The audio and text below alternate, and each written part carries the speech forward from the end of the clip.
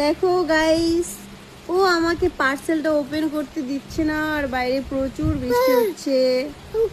তো আমি পার্সেলটা ওপেন করে দেখাচ্ছি কি আসছে। দেখো,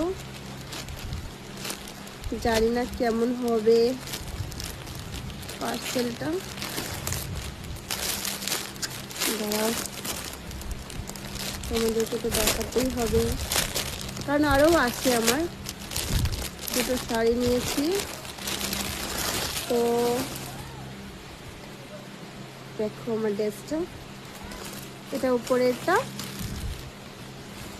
আর এটা নিচে গ্রাউন্ড। এটা ড্রেসটা খুবই ভালো এসছে, আর আমি এটা মিশো থেকে নিয়েছি। তোমরা যদি নিতে চাও অর্ডার করে ফেলো।